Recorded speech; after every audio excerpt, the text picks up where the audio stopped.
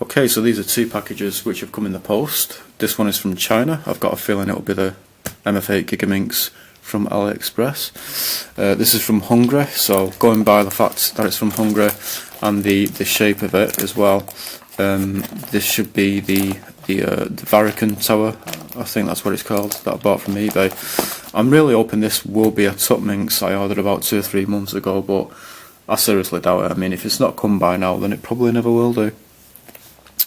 But yeah, let's open this one up first.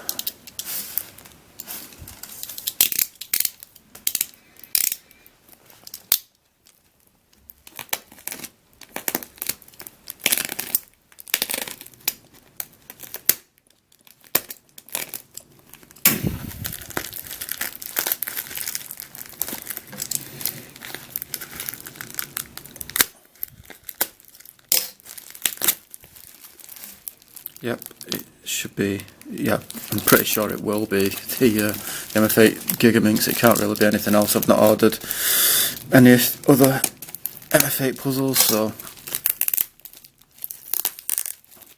yeah, I really enjoy solving the Kilominx, which is, I think that's the next one up from the Megaminx. It's just like solving a Megaminx and a 4x4 combined. So this is going to kind of be, I think this is like a 5x5 version. Yeah, I really enjoy the Kilominx a lot, which is strange because I don't enjoy the Megaminx that much. At first I found it quite boring and I wasn't into it at all, but now I think it's quite enjoyable, I suppose, but I don't think it's that brilliant. Yeah, for some reason a lot of people do tend to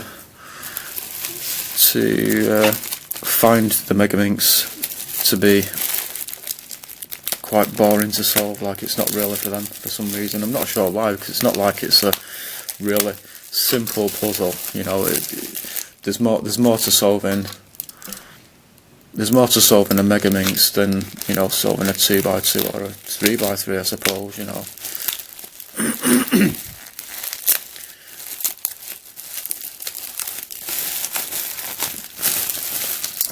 But yeah, I've been wanting to get a Gigaminx for a long time now, and I'm really looking forward to this one. If I enjoy this a lot, then I'll eventually get a what's it called? Terraminx.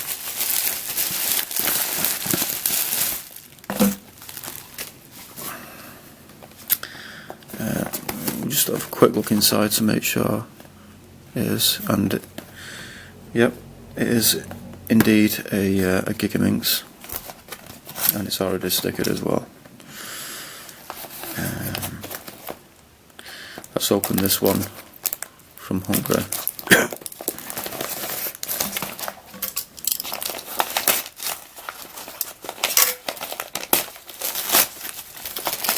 So this is still in its original packaging. I'm not sure if it's ever been taken out of its original packaging.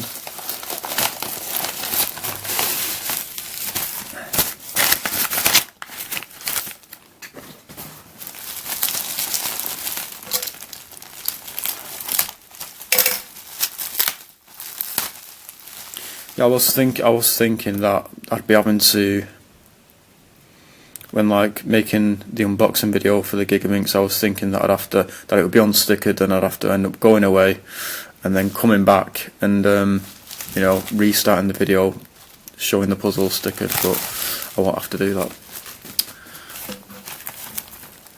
There's cling film around it for some reason.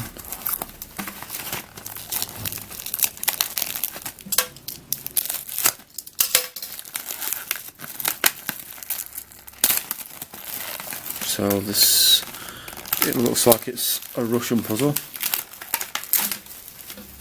I'm not sure when this came out. I think it was the early 80s.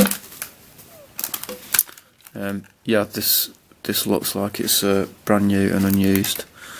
Some damage there, but you know, that was stated on the eBay listing. To be honest, I couldn't give a shit about the damage there because I'm going to be taking it out anyway. You know, it's kind of dirty and very aged. Let's take a look at this first. We'll save the best till last. So let's make sure I'm in focus.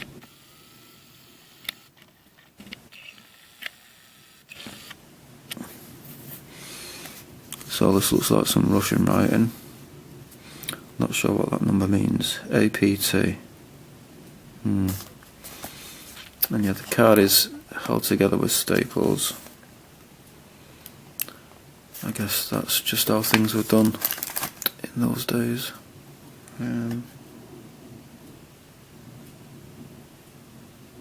Yeah, I'm remembering like in the 80s and everything when I used to buy comics, a lot of comics were held together by staples. I don't think you ever get that now. Yeah, got no idea what any of this says.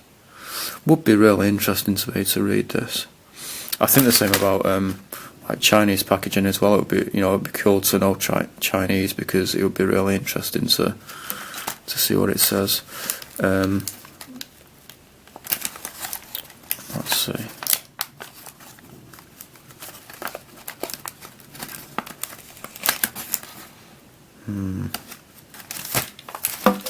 Let's try and not destroy the packaging too much.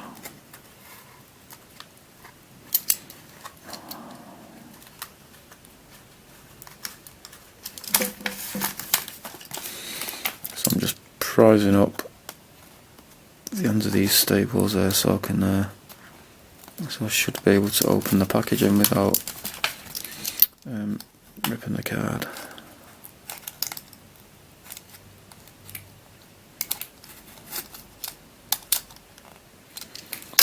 Yeah, I don't know what year this is from, but it you know, it looks like it could be late 70s, early 80s or something.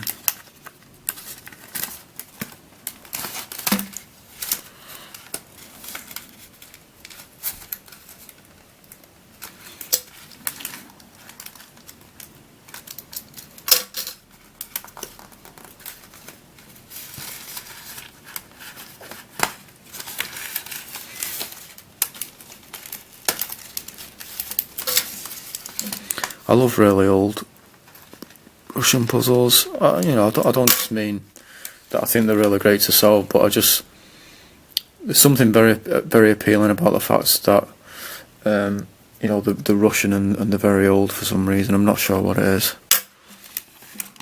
I'd love to.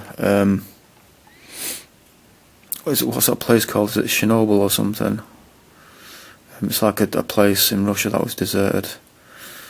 In the mid 80s, I think it was 1985 or something. I'd love to just kind of just roam around there and just, like, you know,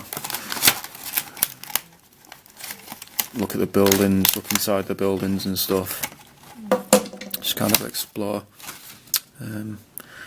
But then I'd probably end up with radiation poisoning. So here is the puzzle itself.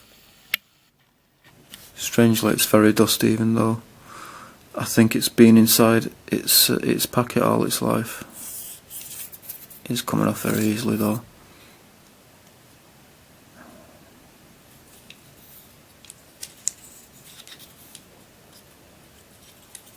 But yeah, I mean, when you wipe the dust off this, it does look like brand new. You know, all the plastic, it's all really shiny and everything.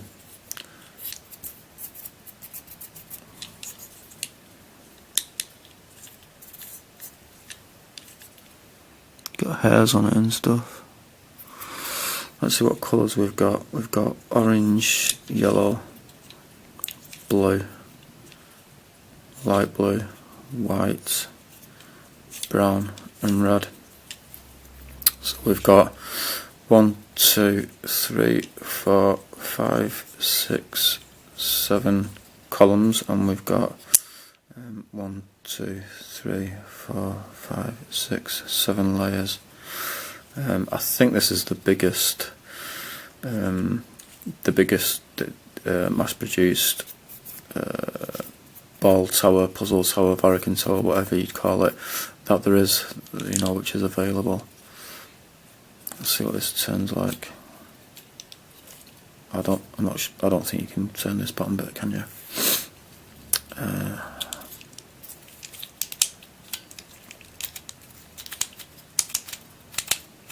Turns fine. It has like a clicking mechanism. Each turn, you can feel it kind of snapping into place. So I'm guessing ball bearings are used. Whoops.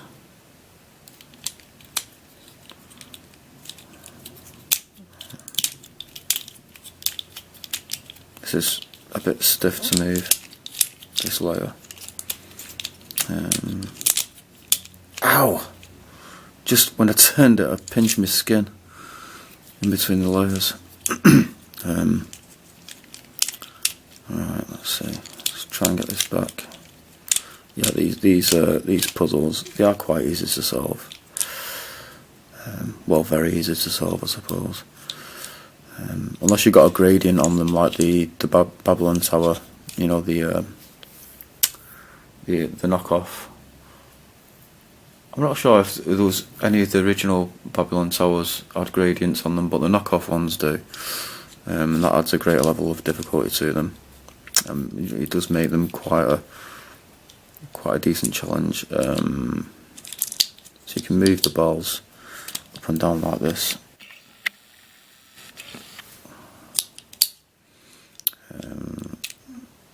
You can move this like this, move that down there, move that across. Now we've got a gap there. Move these up, we've got a gap there. Turn this. You can put a brown one up there. So yeah, let's just mix this up.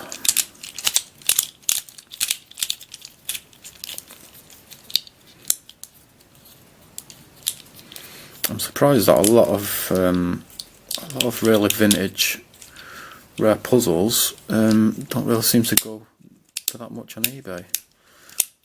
You know, I don't know if it's always been like that or whether it's just kind of a recent thing. Maybe it's because it's near Christmas time, so people, you know, they can't really afford to be spending a lot of money, you know, on a vintage puzzle, because they're wanting to buy other things instead, like food, booze, presents, whatever.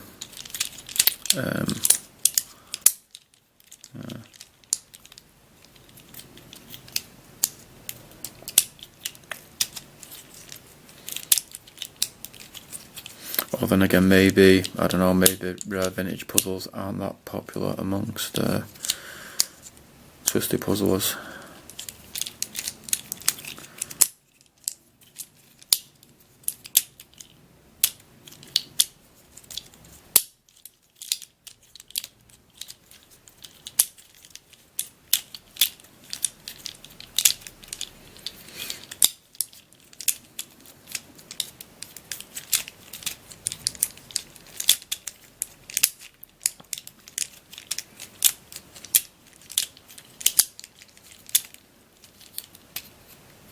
Oh, you can move this very bottom bit. I didn't think you could do.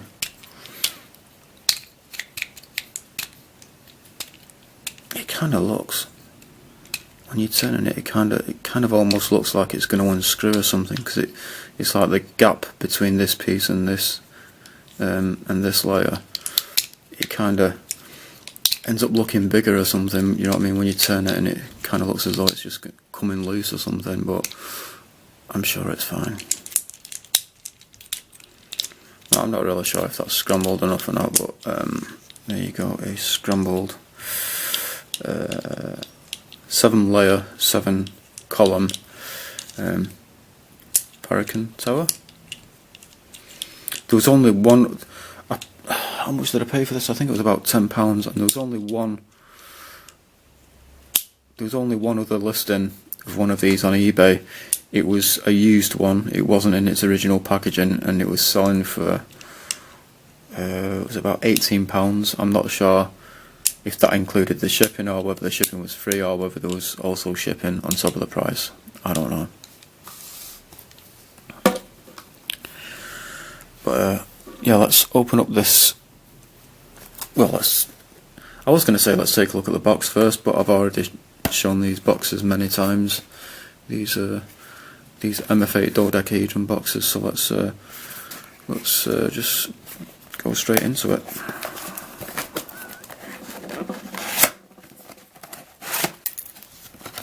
So I'm not sure why some of these mf8 dodecahedrons are unstickered when you get them, and why some are stickered when you get them.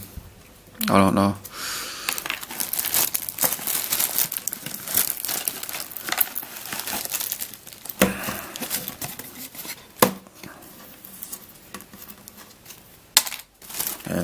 Let's see.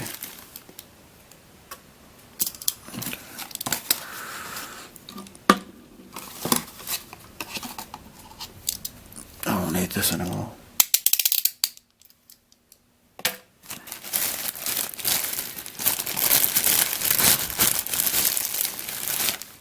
Wow. I'm just going to get a couple of puzzles so I can give you a size comparison. Okay, so this is how it compares. This is how the size compares to a regular sized Megaminx. And this is how it compares to a regular sized Gigaminx. Or is it Master Gigaminx? I can't remember. So it seems to be exactly the same size as the Gigaminx.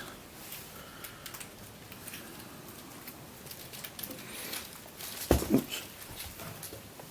You can probably hear it's getting a bit of hail now.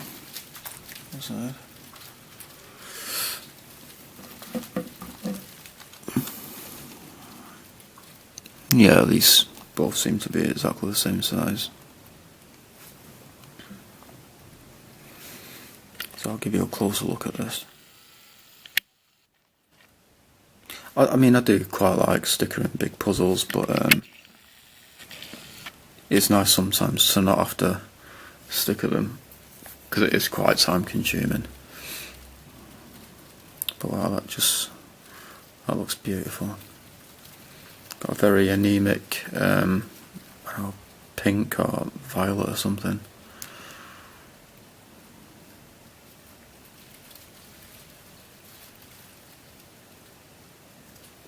Yeah, just looking at the colours. I wonder if this has got a regular dodecahedron colour scheme. This has, because I stickered it myself. I stickered it just like I gave it the same colour scheme as a Megaminx. So let's see: white, dark green, red, dark blue, dark yellow. And then this is where things change a bit. We've got purple there, and then just this really kind of pale pink or violet or whatever. Let's turn them over. Grey, baby blue, orange, lime,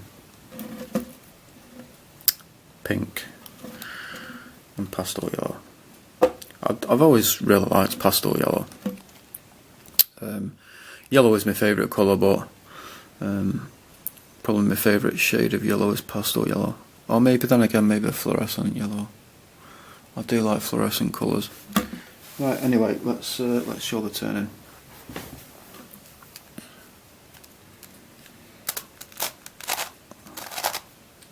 Very, very good.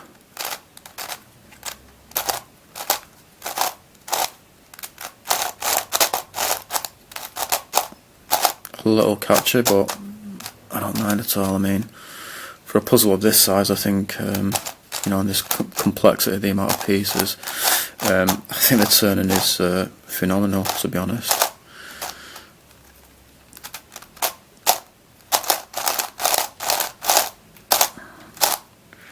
You know, Rubik's, they can't even seem to make a 3x3 that turns well. You know, imagine how something like this would turn if it was made by Rubik's. You can finger trick it. It's, you know, it's a little bit stiff, so finger tricking it is kind of a bit. You got to put quite a bit of force into it. But this will probably break in quite nicely. There's always lube as well. I really enjoy using Maru lube now. I find it works way better than the silicone spray. Let's take a look at the corner cutting.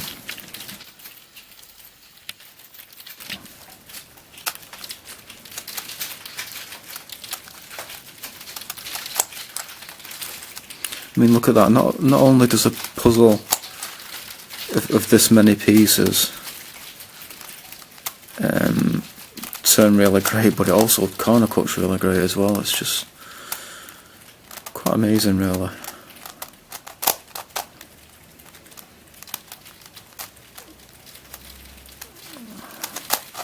I mean, all you've got to do is look at one of these and then look at the Alexander Star to see just how far twisty puzzle technology has come. Yep, really great.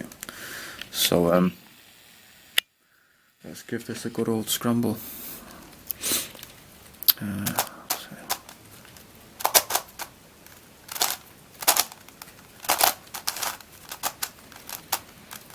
Yeah, I really love, you know, big puzzles. I don't really mean so much in physical size, but just the amount of layers and pieces that they're made up of. It's nice to just kind of sit down with a big puzzle for the night. I find it.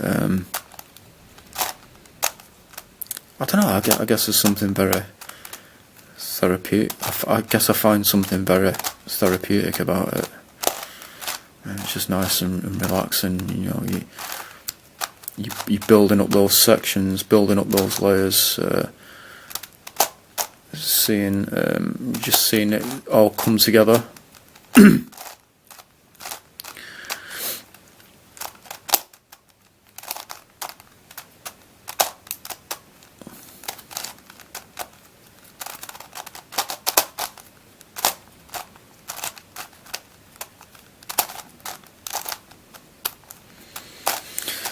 You know, I love the Gigaminx. This is basically like a the Gigaminx is basically a 4x4 version of the Megaminx, or is it Master Gigaminx? I don't know. And the Gigaminx is like a 5x5 version of the Megaminx. So you know, I love solving the Gigaminx. I love solving the regular 5x5, and I'm pretty sure this is going to be very similar to you know, part of the solve of this puzzle is going to be very similar to solving a regular 5x5. So I'm sure I'll absolutely enjoy solving this puzzle.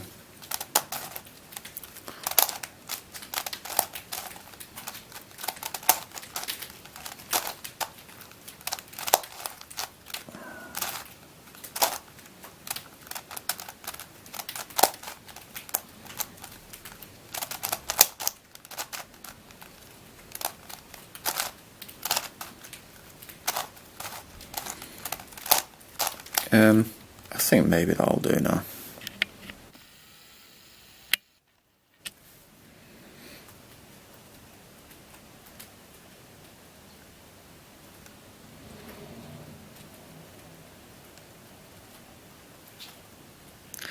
Really, really cool. So, today I got an mf8 Gigaminx. Where's the mf8 logo? There we go. And a 7-layer, 7-column vintage was still sealed Russian Varikon puzzle, I suppose, ball tower, whatever. Yeah. So thanks for watching and Merry Christmas.